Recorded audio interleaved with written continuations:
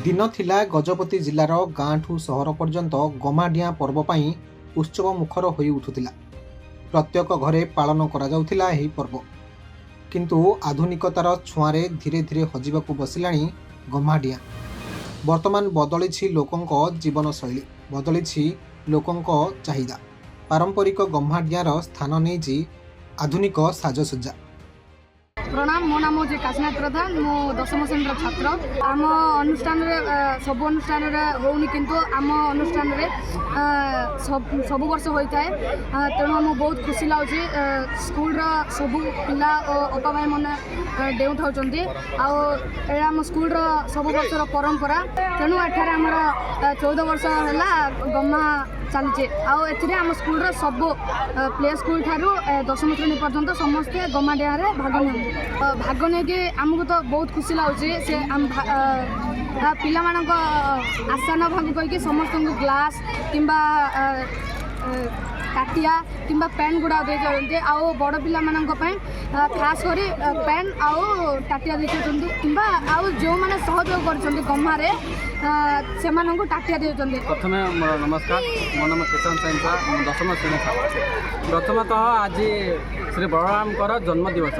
आज आमर ओडिशा जो जगन्नाथ अच्छा बड़ भाई बलराम जन्मग्रहण करते। आम कृषक मैंने जो कृषि कला लंगल हल ये सब को आम गम्मा पूर्णिमा से धन्यवाद प्रार्थना कर से पूजा करता। आमर गम्मा पूर्णिमा होता है। गम्मा पूर्णिमा आमर परंपरा गोटे आम अनुष्ठान ये परंपरा बजाय रखा चेष्टा कर। आजिकल देखा गले आमर जो परंपरा अच्छी से लुप्त हो आसुँच। मात्र आमर जो अनुष्ठान अच्छे श्री अरविंद पूर्णांग शिक्षा केन्द्र ताको बजाय रखा चेष्टा करछे। आमर छोट क्लास रू 10म पर्यंत समस्त खेलते। जो मैंने फास्ट टैंक थार्ड होते प्राइज देते और जो सहयोग अच्छे पुरस्कार देते। ग्रामांचल रे गम्हा पूर्णिमार स्वतंत्रता रही है।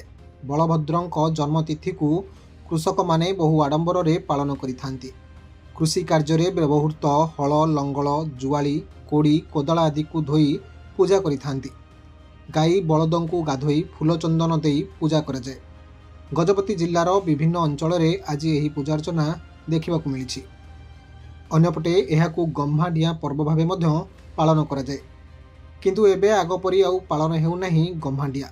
हेले यहाकू अनेकांश रे बजाय रखिछि अरविंद पूर्णांग शिक्षा केन्द्र पक्षरु। पिलांकु नेई विभिन्न प्रतियोगिता करा जिबा सह गम्हाडिया खेल आयोजन करा जायछि।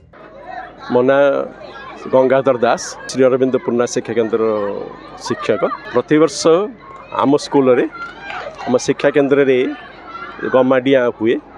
गमाडियाटी ओडिशार अति पुरातन सांस्कृतिक परंपरा ताकू बजाय रखिया पाई आमे प्रयास करिछु। एठारे समस्ते पुओ झियो समस्ते भाग नियंती, गमा दियंते, खुशी दियंते और समस्त को पुरस्कार मिले। हाँ, गमाडिया वर्तमान जेहेतु यहाँ अधिक परिश्रम करिया पड़े, तेणु बहुत जगार आमर पारलाखंडी रे बहुत जगार होउथुला। आजिकल कमीगला, किंतु एटा माने वर्षरे थरे हुए। अधिक परिश्रम लगे तथापि यहाँ जमी बजाय रखाटे आमर धर्म आमर कर्तव्य।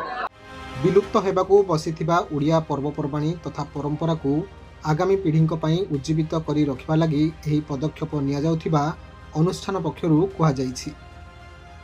गजपतिरु हेमंत प्रधानक रिपोर्ट, खबर ओडिशा।